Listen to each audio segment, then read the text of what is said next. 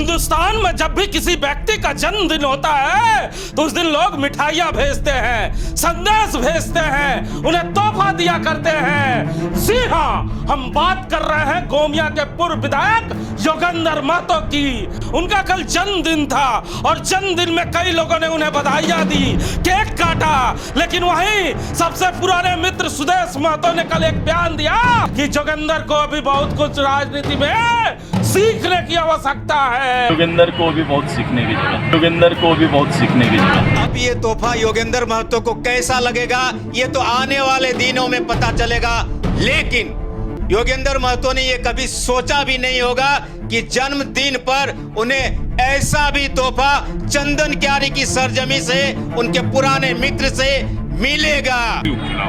सबसे महत्वपूर्ण है, आपके पूर्व सहयोगी रहे योगेंद्र महतो ने कहा कि आप लोगों ने घड़ियाली आंसू बहाया जाके उनके चिता के सामने, लेकिन आज उनके साथ खड़े रहने की बात कही थी और आज आप लोग बोल रहे हैं कि वो चुनाव लड़ेंगे। श्रद्धांजलि के रूप में उनको सीट छोड़ना चाहिए।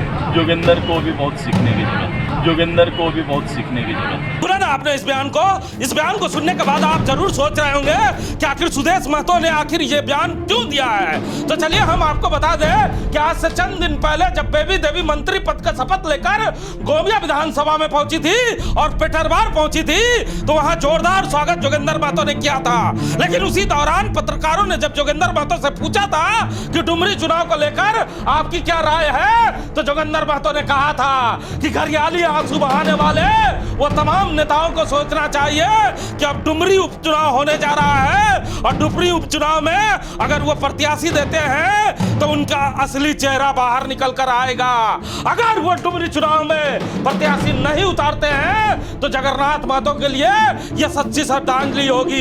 यह बातें मैं नहीं कह रहा, यह बातें योगेंद्र महतो ने कही थी। तो कैबिनेट मिनिस्टर का शपथ ग्रहण दिलाया गया और विभाग भी उनको मद निषेध विभाग दिया गया है। निश्चित तौर पर उनको एक श्रद्धांजलि स्वरूप इसको माना जाए और ताकि उस परिवार का जो पीड़ा है, जो दर्द है, पार्टी उसको थोड़ा कम कर सके। जिस तरह से जगन्नाथ महतो के पार्थिव शरीर के सामने उनके अंत्येष्टि में जिस तरह से वो घड़ियाली आंसू बहाए थे और उनके परिवार के सदस्य के लोगों के साथ खड़ा रहने का बात कहे थे कि हर पल, हर सुख दुख में हम आपके साथ खड़े हैं, तो नैतिकता के आधार पर उनको सीट श्रद्धांजलि स्वरूप डुमरी विधानसभा छोड़ देना चाहिए। ये बातें कहने के बाद योगेंद्र महतो ने कभी ये नहीं सोचा होगा कि इसका जवाब इस तरह मिलेगा और सुदेश महतो कह देंगे कि अभी राजनीति में योगेंद्र को बहुत चीज सीखना है। शर्मा जी हमारे साथ है। शर्मा जी, जन्मदिन का ये तोहफा कैसा लगेगा योगेंद्र महतो को? जी, राजनीति में उन्होंने उम्मीद भी नहीं की होगी कि तुरंत इस तरह के बयान आएंगे उनके लिए, उनके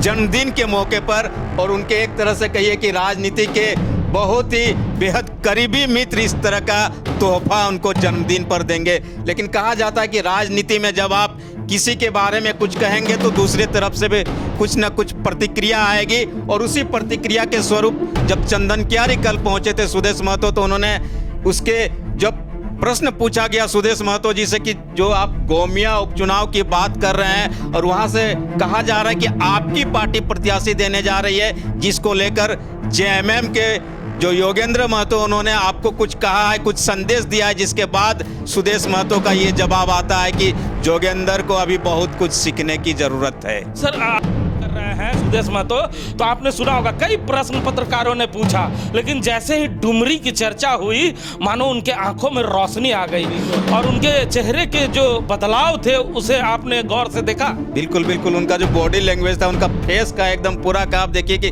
किस तरह वो हिलने लगे खुशी से, और उन्होंने साफ साफ कहा कि उसके बाद प्रश्न जब पूछा गया तब उन्होंने ये जवाब दिया। इसका मतलब साफ है कि पूरी ताकत के साथ इस बार डुमरी उपचुनाव में आजसू पार्टी चुनावी मैदान में जाने जा रही है। लोकसभा चुनाव जो होने जा रहा है, जैसे चर्चा है कि गिरिडीह आप लोग